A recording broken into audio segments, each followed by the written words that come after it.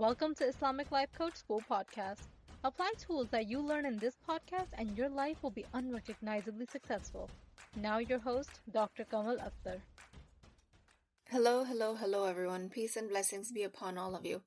You guys, where have you been? We're having so much fun in Wisdom Wednesdays. It's a free group coaching session open to Muslim women. I get to meet amazing bunch of women, and I'm so glad I decided to do this because the need of this group coaching came from multiple directions. Leaders in my community told me that women are looking for some guidance, so I offered it to local Muslim women, and I offered it to the people on my email list, my followers on social media. And alhamdulillah, response has been amazing. People come in, ask questions, get coached. This is a very informal setting, and everyone's very chill, but they do get an immense value out of it. This format of group coaching is similar to the group coaching that I do in my paid program, but needless to say, the group coaching in the EMW or Empowered Muslim Women paid program is much more intimate. And of course, the results are more profound because people who pay for the program are much more dedicated to the results, and they are much more involved, and they ask more questions, and they verbalize their confusions when they go out and put my teachings into practice, and they don't get it the first time. They ask questions, they ask for clarifications, and through these questions, they get a larger shift in their mindset and they change their lives. Now, this again is available for both my group coaching program and the free coaching that I'm providing on Wednesdays. But people in my paid coaching program, of course, again, see a larger and a deeper shift just because of their dedication to their work. But I do offer you guys that you have the same opportunity available on Wednesdays. Log on to my website, go into the resources, click the link for Wisdom Wednesdays, and it will give you the schedule of when these classes are being held. And you have to be on my email list to get the Zoom link. The reason I decided to call it Wisdom Wednesdays is because we start to practice your wisdom, your authority, your expertise, not mine. So today, the topic is about functional and dysfunctional pain. It seems that difficulties in life get in the way of purifying our character, but it's actually dysfunctional pain that gets in the way. There is original pain, the necessary pain, then there is artificial, created pain. And that's unnecessary pain. This unnecessary pain is created by our default, primitive, lower brain. This is our nafs, and this is what gets in the way of optimal moral character development. So what does it actually mean to have functional and dysfunctional pain? Functional pain is that you need sleep at the end of a long day and you require rest. The discomfort of being tired is functional pain. Human beings have basic needs of shelter, food, and rest. And when you don't have that, it causes functional pain. Dysfunctional pain develops when you make your tiredness mean something about you, that you're not productive enough, and you start to compare yourself to others to feel bad about how they're able to do so much more and you need to go to bed to get some rest. Then, of course, there are examples of physical hunger and emotional hunger. Physical hunger is the response to your body's need for nourishment. This is functional pain. It tends to come on gradually and can be satisfied by wholesome foods. On the other hand, emotional hunger is dysfunctional pain. It is often triggered by stress, boredom, anger, despair, or other similar emotions. One way to tell the difference between physical and emotional hunger is to pay attention to the physical sensations you're experiencing. Physical hunger is often accompanied by feelings of emptiness or physical discomfort in the stomach. Emotional hunger, on the other hand, may be accompanied by cravings for a specific type of food, with an urgency to eat to dissolve the discomfort. This is a helpful skill for my sisters looking to lose weight that they have gained due to emotional eating. It can also be helpful to consider your behavior when you're hungry. If you're eating in response to physical hunger, you're more likely to eat until you're satisfied and then stop. If you're eating in response to emotional hunger, you continue to eat even after you're full. Mostly when I'm coaching and I ask clients, how do you know when you're hungry? Emotional eaters give me a logical answer based on their thoughts. Something like, I ate 4 hours ago, so it might be time for me to eat again. I didn't eat as much earlier, so then I eat again. Only proper response to how do you know that you're hungry is based on your body. looking into your body to check if you're hungry or not. This is the Islamic teaching. Only eating when you're hungry and looking into the body's sensation of hunger before you eat. Artificial, highly engineered foods like refined sugars and flour mess with the natural hunger cues. But while that's a different topic and I have a whole program in it inside EMW coaching, for now I want to go back to functional and dysfunctional pain. So for example, you sprain your ankle or you fell down or you bruise your knee, that's functional pain. Dysfunctional pain is that on top of that physical pain, then you become the victim of that injury. Dysfunctional pain is thinking, I'm always falling, I'm always running into things, I'm accident prone, I have 2 left feet. This type of thinking creates ongoing pain without the functional acute pain. Every human being is designed to experience functional pain. They're not designed to experience dysfunctional pain. Now let me repeat this. Every human being is designed to experience functional pain. They're actually subconsciously seeking it. Most of our functional pain comes from our need for growth. The functional pain are the tests in our life, the trials and the tribulations that Allah subhanahu wa ta'ala said we will face in this world. We are well designed and well equipped to handle that with proper and mental spiritual fitness. But dysfunctional pain is created by the judgment of the functional pain. If your work is already stressful, then you make it more stressful with your thoughts. My work was very stressful at the height of COVID. That was functional pain. That was something we had never seen before, not trained for before. We were learning as we moved along. But it was up to me to not make it into dysfunctional pain with my thoughts. And the way I did that is by relying on Allah's plan. Verily, with every hardship there is ease. I kept reminding myself that this too will get better. Dysfunctional pain makes the functional pain looks much bigger and more painful and longer lasting than it actually is.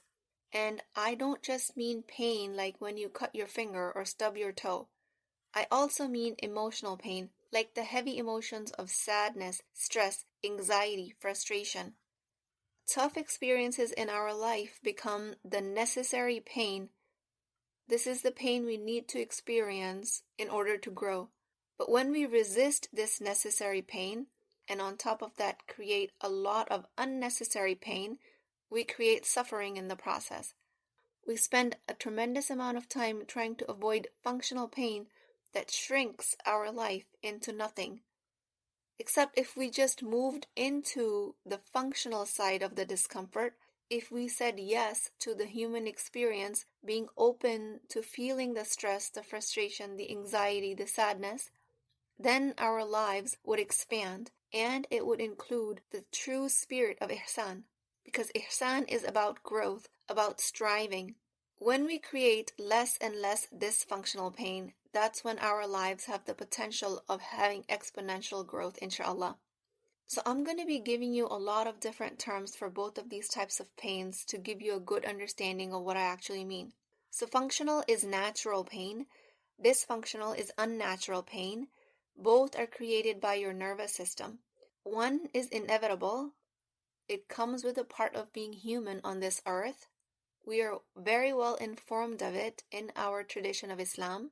We are told that this life on earth will be about disturbances, trials and tribulations, and difficulties. Only life in paradise is going to be stress-free. So the functional pain is inevitable. And this is where I have people disagree with me the most, which is fine, and I'm all about the disagreement, and I'm all about engaging in dialogue. That helps me understand your point of view and helps me see mine and see if I can come across with it with a different angle. But one important point I want to make is most of the time the conversation that the other person brings to the table has to do with the fact that they're not able to distinguish between natural and unnatural pain. They cannot tell functional and dysfunctional pain apart yet. And then they bring the objection of I'm telling them they have to go through functional pain. But most of the time they're misinterpreting it because to them it feels like I'm asking them to go through dysfunctional pain.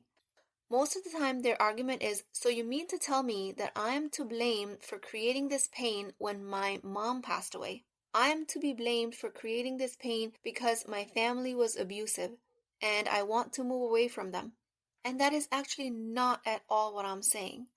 I always tell you guys that blame is a useless strategy for change.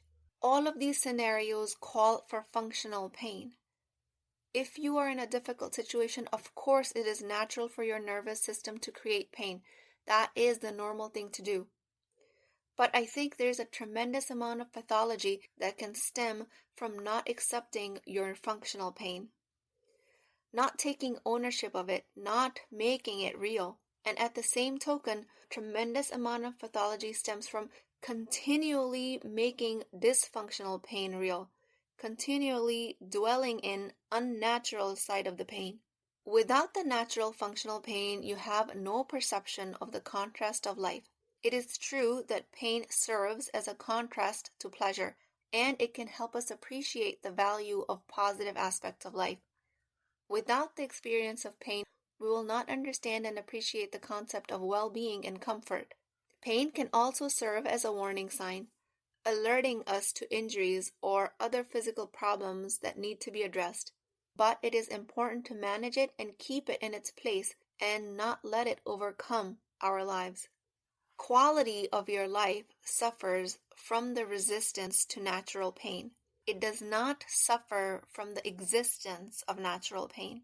Quality of your life improves due to the presence of natural pain.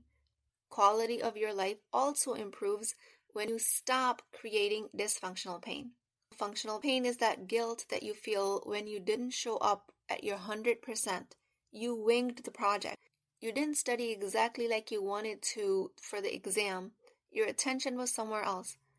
Guilt will arise because your thoughts are that you've been lazy or you cut corners. You went to the friend's house instead of focusing on the exam. This is clean, natural, functional pain coming through your thoughts. But if you make that guilt mean that you're not meant for greater things in life, you're not capable of getting straight A's, you're not smart enough, or you project it to other people and circumstances saying, women don't get promotions in this company, blaming and becoming a victim, this is all dysfunctional, unnecessary, unnatural pain. Both come from your thoughts. One is beneficial, one is detrimental. For me, functional pain is spending hours on a case at the hospital knowing I did everything, but the patient didn't respond to treatment, and me having the responsibility of bearing the bad news to the family. No matter how hard I try, it does not get easier.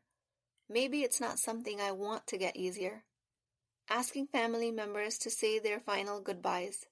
That is the human side of pain, real and raw.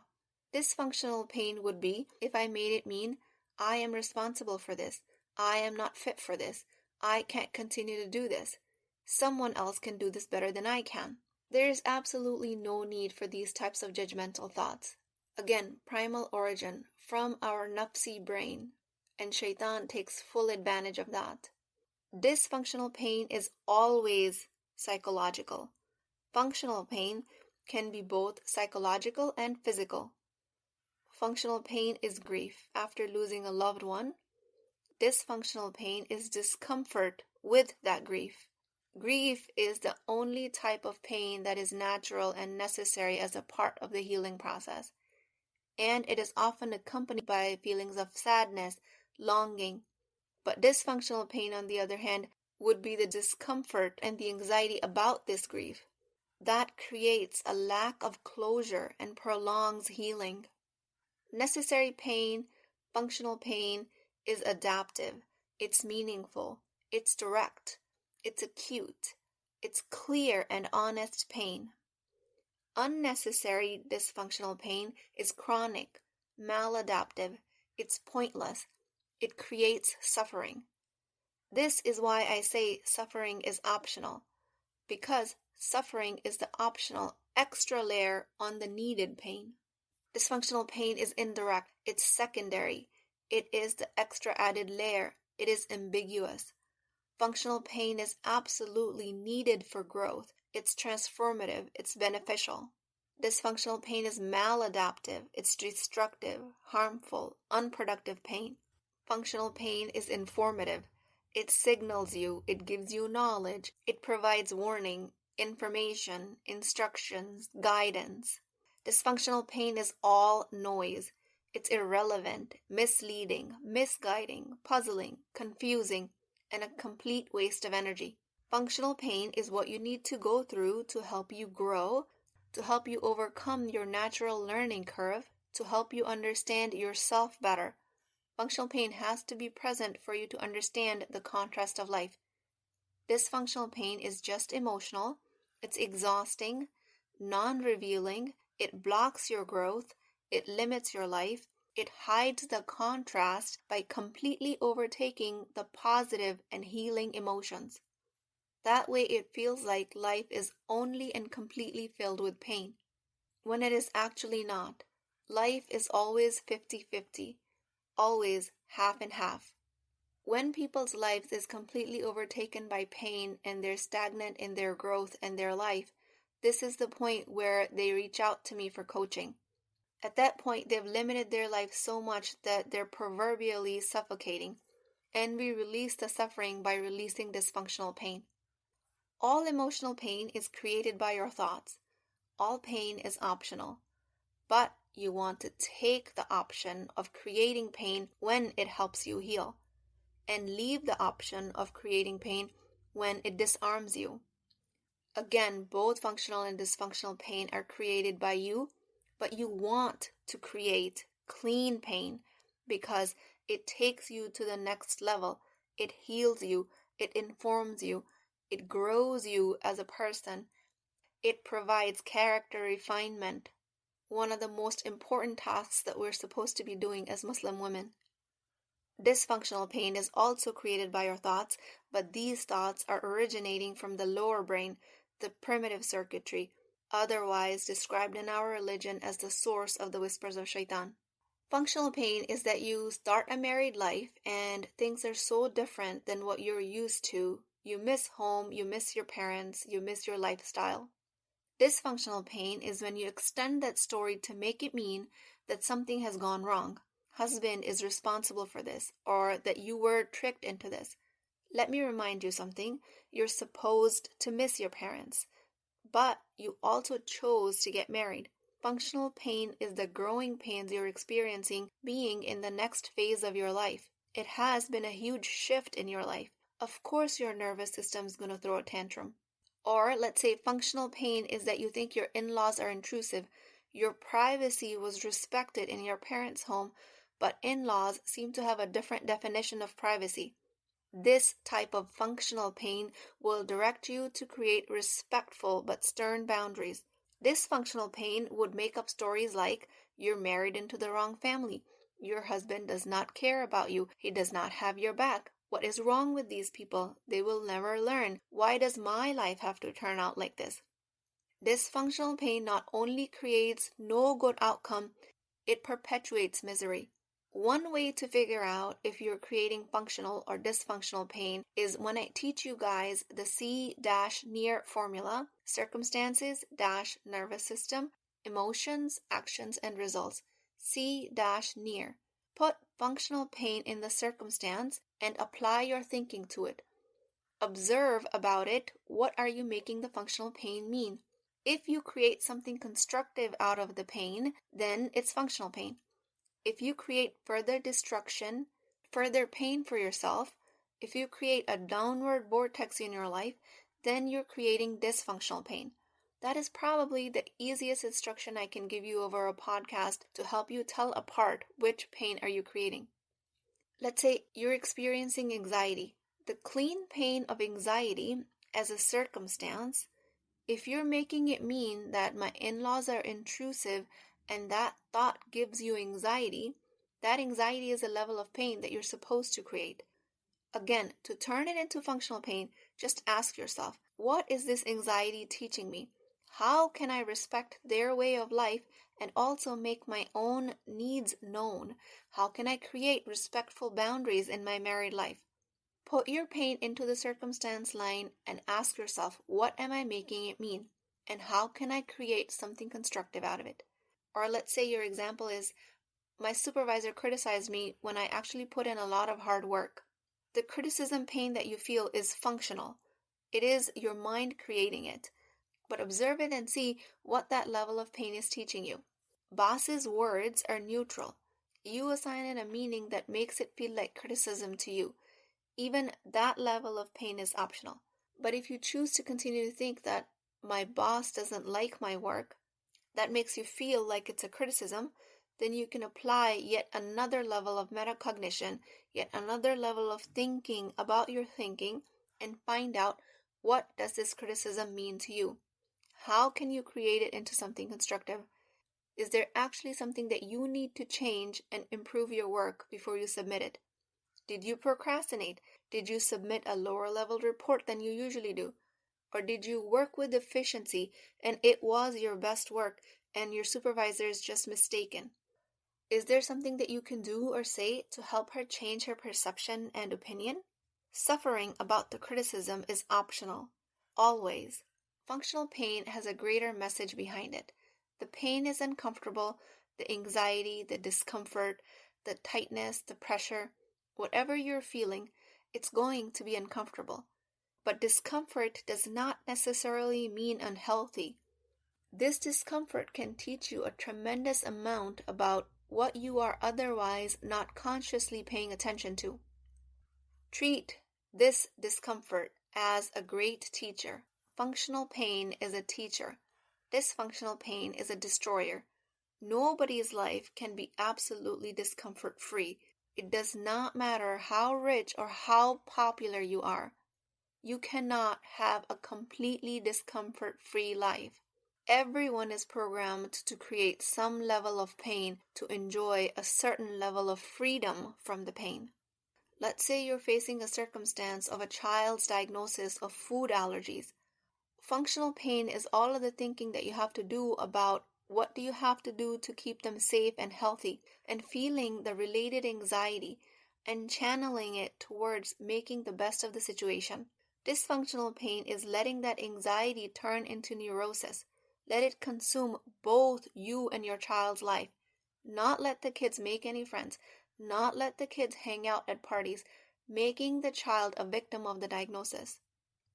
The way to know which one you're experiencing is to pay attention to the molding process. If you see yourself coming out on the other side as a stronger person, you've gone through functional pain. But if you come out of the other side broken, more sensitive, less functional, and farther away from your dreams and values, then you've indulged in dysfunctional pain. And all it tells you is that you have to course correct. Dysfunctional pain leads to all levels of addictions, preoccupation with fantasy. Functional pain leads to growth and momentum. And all that it means is that there is such a thing as appropriate discomfort. There is, again, a lot of value in that. When it arrives, it is to be embraced with curiosity, not resisted. Again, grief is probably the only example of the cleanest of the functional pains, something that can last a long while.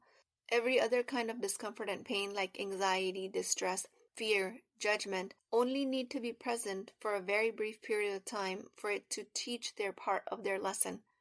Reason why we move further and further away from embracing the functional pain is because current economy is designed to make us inappropriately comfortable all the time. It is designed to erase all and any trace of discomfort. It is designed so that at the slightest hint of the pain, we seek a pleasure stimulus. But what I've noticed is the more uncomfortable I am in my life, the more genuine pleasure I experience on the other side of it. This is not to say that I invite pain into my life or that I indulge in it, but being willing to be present with it is life-changing.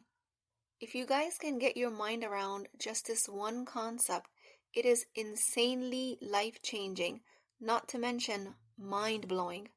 And again, whenever I talk about consumer economy, that does not mean that I'm telling you to not purchase things or don't use the economic advantages to make your life easier. It just means you don't use it to escape the maladaptive part of the pain.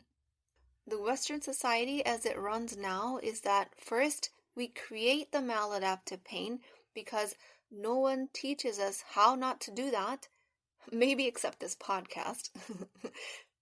After we create that maladaptive pain because nobody taught us otherwise, then we work insane amount of hours, sacrificing family and spirituality to earn enough money so that we can buy or vacation our way out of this maladaptive pain. The only secret is in not creating maladaptive pain in the first place, rather than creating it and then escaping it with consumerism. So all of this is going to be food for your thought. Clean pain is diagnostic pain, is curative, is corrective, is psychogenic, or actual physical pain. Dirty pain is always pathogenic and always only psychogenic. Clean pain is purposeful, it's functional, it's meaningful, it is necessary, it's enlightening, it's needed. Dirty pain is purposeless, it's pointless, it's senseless, it's exhausting, it's never ending. Functional discomfort is required, it's vital, it gives indispensable information. Unnecessary discomfort is extraneous, it's dispensable, something that you can totally do without, and totally avoidable. It's redundant, debilitating, corruptive to the soul, and thus to our character as a human being. Adaptive pain is growth-oriented, it's beneficial and transformative to our character. Functional pain is the primary injury. Dysfunctional pain is the secondary injury we add to it with our default brain. I have gotten a lot better at processing and allowing my emotions before acting on them. And that's the art of letting functional pain be present. Because there are 3 things you can do with an emotion. You can resist it, you can escape it, or you can allow it. Allowing is what I also call digesting an emotion. When you eat a meal, it takes time for your gut to break it down into pieces and dissolve it. Same as with emotions, but it doesn't take that long to digest an emotion or to break it down into component parts. Digesting food is a lot longer. If you don't recreate the discomfort with your mind, maximum amount of time it will take for you to digest an emotion will be around 90 seconds. And I say maximum loosely because it's different for different people. A lot of times it's even less than that, with practice, with skill. A lot of times that's how long the functional pain needs to last. There's a great push towards eagerness and rush to solve for discomfort, and there doesn't need to be any rush. Let's not rush to solve the pain prematurely because it might be present to help us learn something. It might be present to help us experience growth. Wellness living, wholesome living, cannot be without pain. Resisting the necessary pain makes hurt into agony. It takes the original discomfort and turns it into anguish. The only thing you need to pay attention to is what you're making the clean pain mean. Your mind escalates the functional pain into dysfunctional pain. It takes the original injury and adds insult to injury by creating stories upon stories. The brain at that point has to be redirected and actively stopped. This is exactly what we spend time doing in our coaching program in Empowered Muslim Women. Coaching is about cleaning up the dirty pain. Coaching is not about eliminating all kind of pain. That cannot be accomplished in this life. The dysfunctional pain pretends to be important, but it provides no value and it leaves you in a deeper hole. Understanding this difference between functional and dysfunctional pain creates healthy methods of coping. With that, I make dua to Allah subhanahu wa ta'ala, Ya Rahman, Ya Rahim, the most merciful and compassionate. We turn to you in times of pain and suffering. We ask for your protection from the pain that causes harm and dysfunction in our lives. And we ask for the grace to endure and learn from the pain that brings growth and refinement to our character. Knowing that you, O Allah, are the ultimate healer, and acknowledging that nothing happens without your permission, we ask that you protect us from all of the tests of the world, and grant us the strength and patience to face any challenges that might come up in our lives. Grant us the patience and the intelligence to use these challenges as opportunities to learn and gain closeness to you, O Allah. O Allah, I ask that you heal our body, mind, and soul from any pain and discomfort. I ask that you guide us towards what is good for us and away from what is harmful. I ask that you grant us the ability to find peace and contentment in a situation, and especially forgive me in any mistakes I might have made in this message. And for all of you listeners, please keep me in your du'as. I will talk to you guys next time. If you're interested in getting coached by me, I'm offering a very affordable opportunity to do that with Wisdom Wednesdays. This is not a course, not a lecture. This is an opportunity for live coaching, real change with Islamic adab and etiquette. You do not need more information. You actually need a space to create change. At $19.99 a month, which is the price of takeout dinner, you as a Muslim woman will create confidence, intimacy, and connection without shame or fear of judgment, because your privacy is my highest priority. So join at www.islamiclifecoachschool.com, resources, Wisdom Wednesdays. I'll see you inside, InshaAllah.